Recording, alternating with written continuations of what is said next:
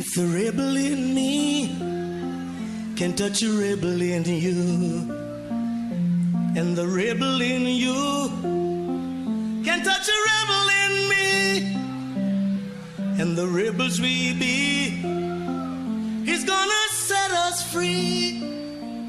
Then it will bring out the rebel, bring out the rebel, bring out the rebel in me.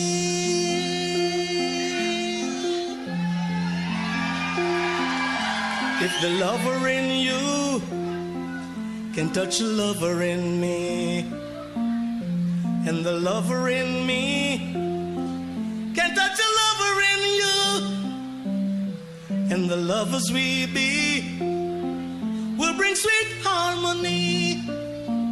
Then it will bring out the love, bring out the love, bring out all the love in me.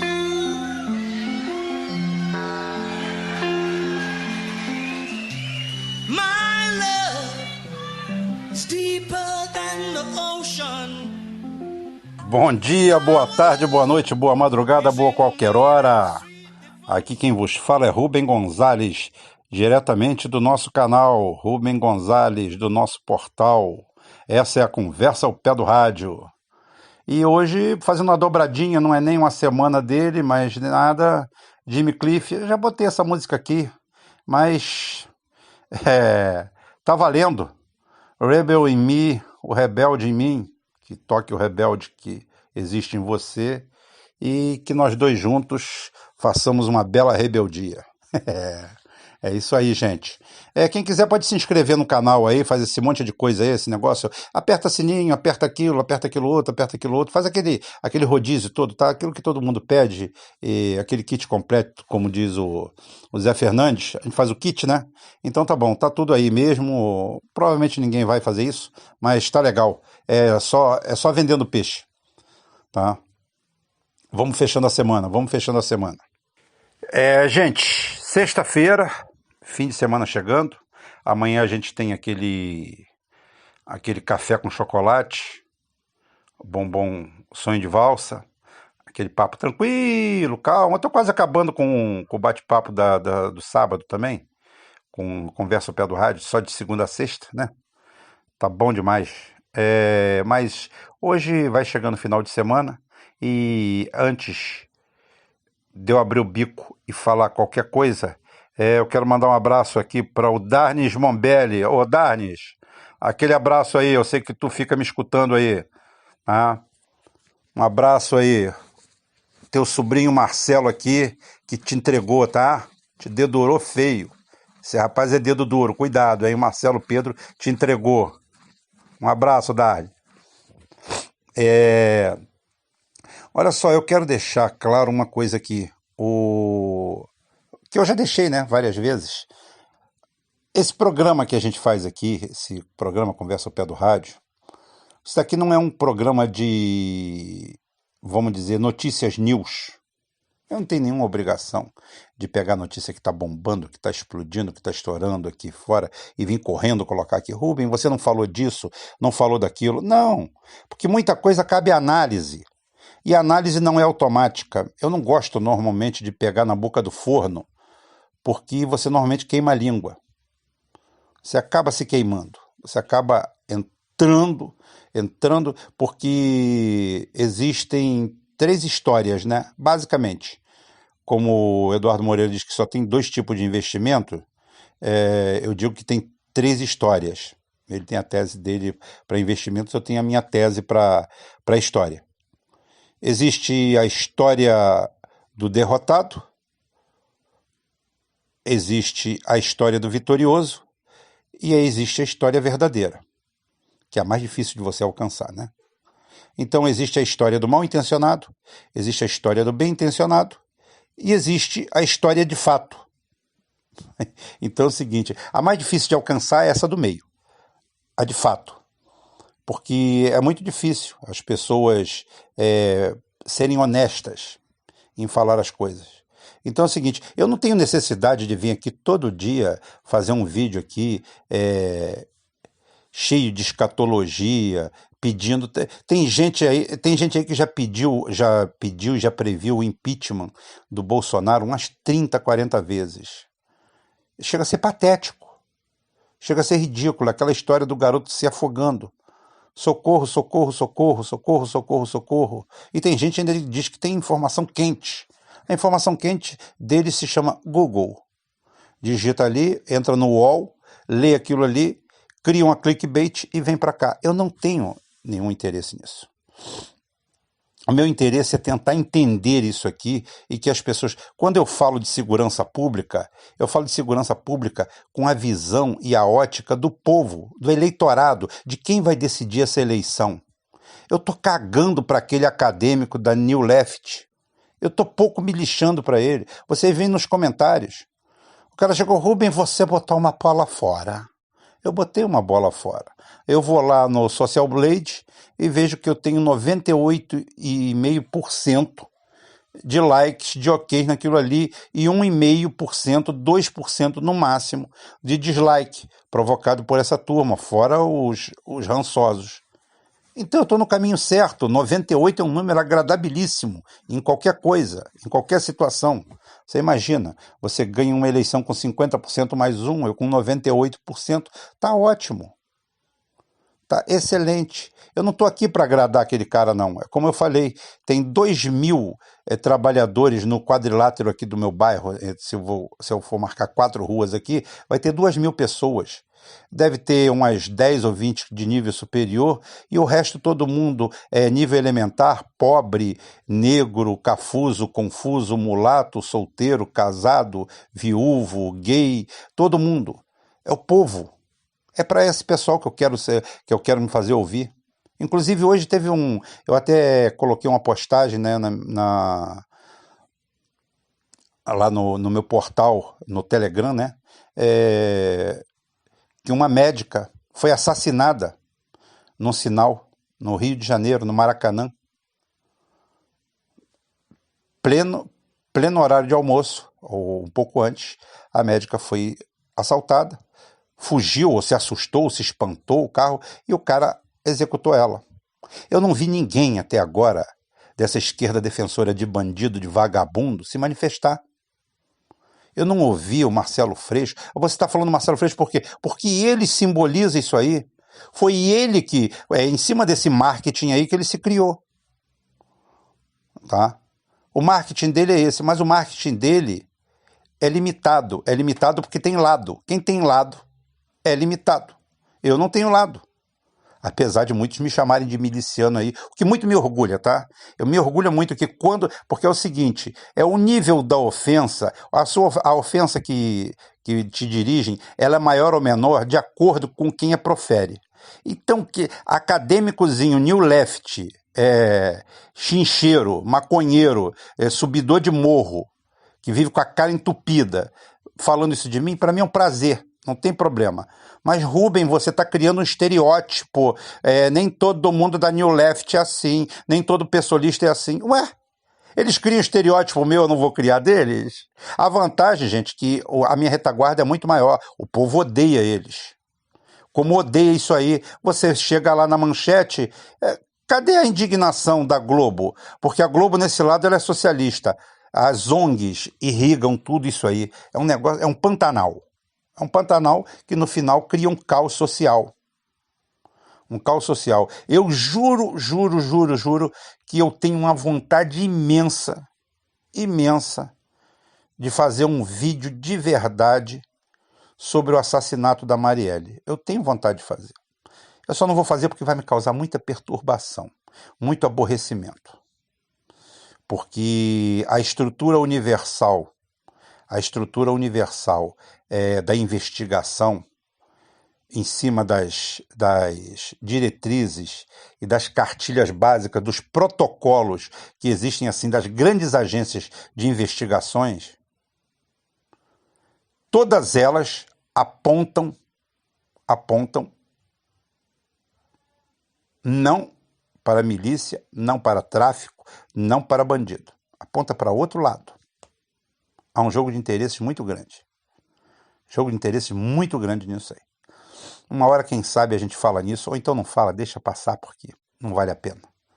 Não vale a pena. Eu só sei que a médica é um corpo mais estendido no chão, é mais alguém de nós que está morto. Ninguém foi lá contar quantos tiros tinha na lataria, ninguém nada, porque o importante é falar do governador que estava no helicóptero, que deu tiro em vagabundo e todo mundo daqui, de lá, e ai, ai, ai, ai, ai, ui, ui. Aí já saiu o vídeo dos caras, dos traficantes de lá, rindo, com um fuzil na mão. Aí tem uma tela lá, uma tenda lá no meio do mato, que era dos crentes cagar, mijar, porque crente não pode ver um morreco, esses neopentecostais, que vai todo mundo lá para cima, chegar mais perto de Deus. Porra, pega um avião, chega lá, sobe a 10 mil metros de altura, pula lá de cima sem paraquedas, você vai vindo Deus até encontrar com ele embaixo. Porra, eu fazia uma excursão dessa daí para esses neopentecostais, esses doentes mentais aqui. Tem uma turma aqui na minha frente, uma igreja perto de mim, que eu levaria todos eles. Um Hércules C-130, botar 200 lá dentro. Todo mundo fala assim, agora vocês vão ver Deus, vamos lá para cima. 10 mil metros, tá? 30 mil pés de altitude. Chega lá, todo mundo pula. Não, pula sem paraquedas, pula com fé. Tá? O Jeep não anda sem motor. Não tem um monte de Jeep que anda sem motor, só foi o cara humilhar o outro e o cara empurrar e o Jeep pegou, sem motor, sem nada, foi só fé. Então pula lá de cima que você vai vendo Deus. Se você tiver fé de verdade, o paraquedas abre, mesmo sem você usar. Não tem problema nenhum, não. Hoje, gente, como eu falei que eu tô com temas leves, porque o resto está tudo no gatilho. A Previdência que está sendo aprovada, o Guaidó que está se fudendo, está tudo encaminhado. Ou seja, não tem nada demais. Eu poderia fazer 8 vídeos disso aqui, se eu tivesse aqui atrás de catar moeda, catar negócio, eu poderia fazer 8 vídeos disso aqui, contando história diferente, cada uma com um título mais sensacionalista, mas não é o caso. Eu quero falar para vocês hoje de outra coisa também muito importante, muito interessante. A visão que a gente tem do que é o poder. O que é o poder? O que é soberania? Vamos falar sobre soberania? Estou falando de peito aberto, gente. Não tem nada aqui anotado, nada. Peito aberto. Soberania. Ninguém entendeu melhor a palavra soberania nesse país, tendo chance de fazer, colocando a mão, do que um general chamado Ernesto Geisel. Me virou de direita. Não sou de direita nem sou de esquerda, gente. Eu já falei, já abandonei esses sapatos. Ó, Bruce concordou comigo na hora. Tá? Ninguém entendeu melhor o quadro geopolítico mundial e meteu a mão no governo que Ernesto Geisel.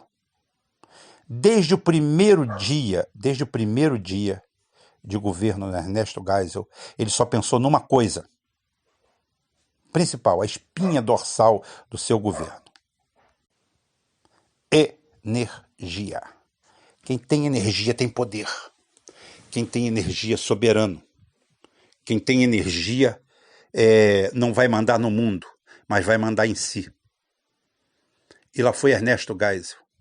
Ernesto Geisel criou a Itaipu Binacional, a maior hidrelétrica do mundo. Energia limpa. Porque matou um pato, matou um marreco, matou... Energia limpa. Os países de primeiro mundo, só para vocês saberem de uma coisa, eu vou dar um dado aqui, a cobertura vegetal que existe na Europa hoje é 50% maior do que em 1938, antes de começar a Segunda Guerra Mundial. Ou seja, eles destruíram as florestas deles, depois replantaram, fizeram tudo que precisavam para crescer. Então não venham aqui tolir a gente também, não. Então é o seguinte... Itaipu Binacional. Proálcool. O primeiro grande programa. Por quê? Porque ele entrou e levou pela cara o primeiro grande choque do petróleo. Tá? A guerra do Yom Kippur. O grande choque de petróleo. O Brasil fudido, com a produção de 10% mais ou menos do seu consumo. Tinha a Petrobras, mas não tinha mais nada. E ele, que já tinha sido presidente da Petrobras, tinha paixão, amor pela Petrobras, ele vem e começa a investir pesado. E ali a gente descobre a grande província petrolífera que tirou o Brasil dessa posição de dependente do petróleo até chegar praticamente ao quadro de autossuficiência. Então é o seguinte, tecnicamente ditador faz isso, faz o pró-álcool, sucesso absoluto no mundo inteiro. Nós chegamos a ter 95% da frota fabricada, né, num ano, de carros a álcool. Produção nossa, renovável. O álcool, o pró-álcool, foi genuinamente um processo na mão dele. Tá? Usina atômica, de energia atômica, rasgou o contrato com os Estados Unidos, mandou os Estados Unidos pastar. Criou o Programa Nacional de Desenvolvimento, PND. O segundo PND, né? Se não me engano. Fez tudo isso aí. E ainda ganhou mais um choque de petróleo pela cara. Em 5 anos, ele produziu coisas que o Fernando Henrique não conseguiu vender em 8. Foram 5 anos apenas. E era um governo de exceção. O Brasil tem um problema muito grande com as democracias, porque as nossas ditaduras estão nas democracias. É incrível, né? Isso falando eu sou brisolista. Mas porque o grande problema não são os militares. Os grandes problemas é o establishment nacional. É como ele acontece. O golpe de 64 foi mais civil do que militar. Maus militares, ligados a Eduardo Gomes, porque existiam 2 forças, mas Jango não quis a confrontação. Brizola queria o enfrentamento. Teria sido a melhor coisa que aconteceria para a gente. Teríamos aí 100, 200 mil mortes e o Brasil estaria saneado. E não estaríamos dessa forma hoje. Seríamos outra nação. O político americano, ele respeita o povo americano porque o povo americano tem gosto de sangue na boca. Na Europa acontece isso também, em todos os países. Na Rússia, idem. No Japão, idem. Na China, idem. Todos os países desenvolvidos do mundo ou em desenvolvimento muito maior têm o gosto de sangue na boca. Aqui não. Gosto de sangue de político, de qualquer um. Aqui não. Aqui a gente só tem o gosto de sangue na boca da perversidade, da covardia, do crime, do homicídio, do pelas costas. O brasileiro tem uma tendência para sorrateirice, para falsidade, que é uma desgraça. Hoje eu tive esse caso lá no Telegram, lá no grupo.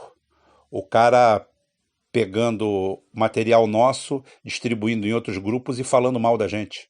Metendo pau na gente, metendo pau em mim, me chamando de louco, desvairado, por trás, e aparecendo lá. Peito, culhão de falar isso na minha frente não tem. Mas isso aí por trás eles têm para fazer à vontade. Então é o seguinte, essa democracia brasileira, ela simplesmente transforma a gente em reféns, porque eles elegem quem eles querem, sabotadores, ladrões, bandidos, empresários, vagabundos em geral, que normalmente não têm esse espaço numa ditadura. Não tiveram espaço com os militares para saquear o país e não tiveram espaço com Getúlio Vargas. Isso para não dizer que não falei de flores. Falei tecnicamente à esquerda, tecnicamente à direita.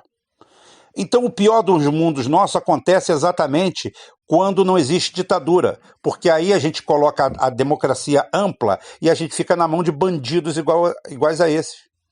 O que a gente fez? A gente teve um general que pegou as obras iniciais de Getúlio Vargas, tanto é que de 1930 a 1980, 50 anos,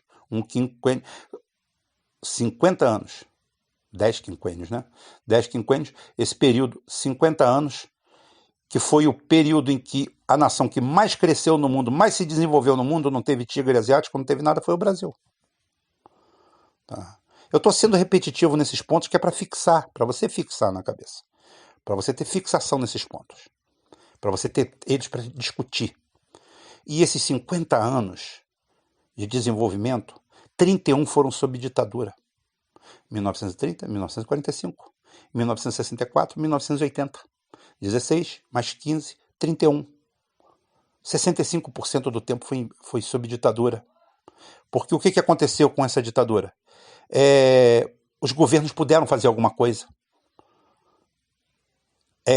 as quadrilhas legislativas, como era um regime de exceção, tiveram que recolher, encolher. Aí quando você solta essa mola, tem isso daí de hoje. Getúlio criou, Geisel aperfeiçoou, criou outras estatais, e agora, quando nós chegamos no top, nós temos energia atômica. Lamentavelmente, Geisel também investiu em produção militar, viramos o 4º produtor de armas do mundo, exportadores, construtoras, fez amizade com a China, abriu campo com a China. Angola, que era comunista, foi o primeiro país a reconhecer Angola, mesmo Portugal chiando, mesmo Estados Unidos chiando, não aceitou intervenção de porra nenhuma, para ele não tinha comunista, não tinha nada. Ao contrário desse palhaço que está aí, desse imbecil que está aí. Aí esses caras preparam tudo isso aí para um Brasil grande, soberano, energético, dono de sua energia, processando sua energia. O Lula faz o papel dele também, chega com suas falhas, já sempre falo, com as suas falhas, com seus erros, faz o papel dele, abre as refinarias, monta umas 2 refinarias, tá? E essa turma agora se diz patriota. Isso é patota, não é patriota.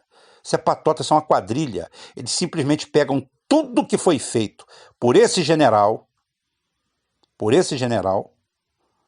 que ele tentou emocionalmente se vincular, mas que chamou ele de vagabundo, de bandido, falou que ele não era digno das Forças Armadas. Geisel viveu o suficiente para conhecer Bolsonaro e dizer o que...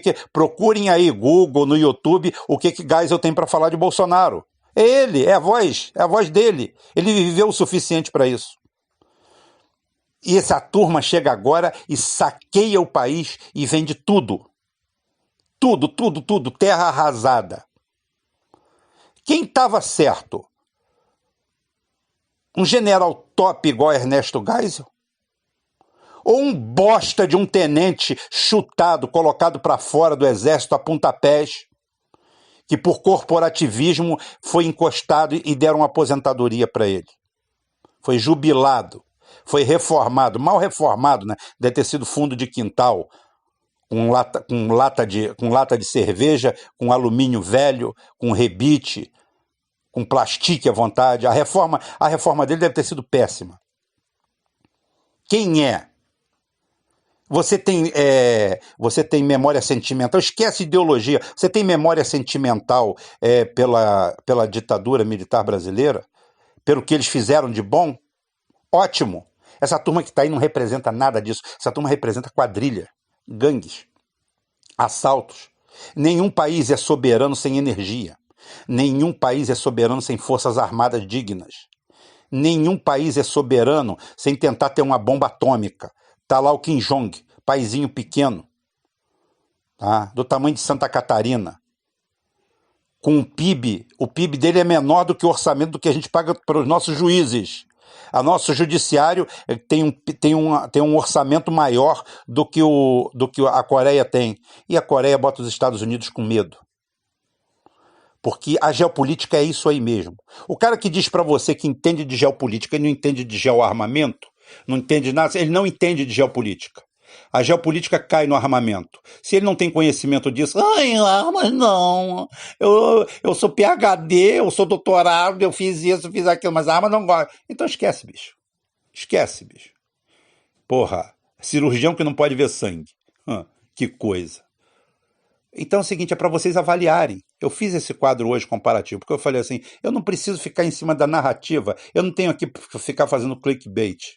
Eu tenho que criar em vocês consciência e explicar para vocês os pontos de vista e por que é que está tão ultrapassado esse conceito de esquerda-direita que beneficia essa gangue, essa quadrilha. Tá todo mundo aí, o pessoal fica repetindo lá o Weitzel, que estava lá atirando, deixa ele atirar com o helicóptero, atirando em vagabundo, dane-se, não se preocupa com isso não tira o foco, isso aí é feito para tirar o seu foco.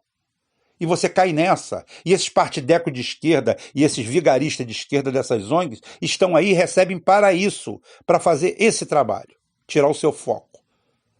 Tá? Tirar o seu ponto focal daquilo ali. Então é o seguinte, aprenda uma coisa. Soberania é energia. Energia é soberania. Um país que não investe em energia própria, doa a sua energia, vende para outros, terceiriza tudo isso aí, sabota. Esses caras não produziram nada. A única coisa que estão falando é vendendo. Vender, vender, vender. Vender não, é vendar. É vendar. Eles estão vendendo por 1%, 2% do valor e levando propinas milionárias, porque vocês não pensam que essa turma não está levando grana, não. É tudo conta numerada lá fora. O negócio é bem feito, porque os Estados Unidos, quando ele vem roubar, ele dá conta privilegiada para esses caras. Pode deixar que isso aí estão lá.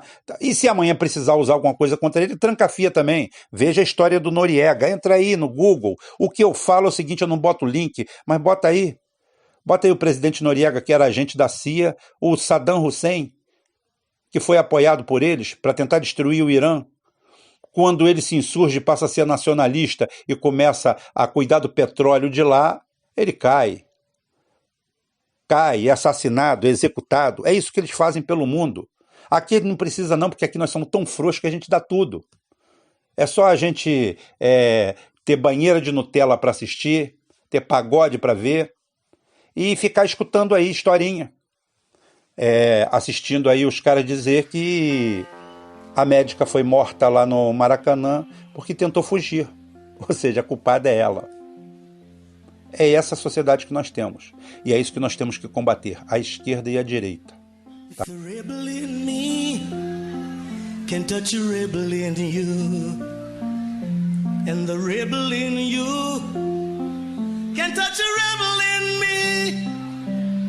And the rebels we be, he's gonna set us free.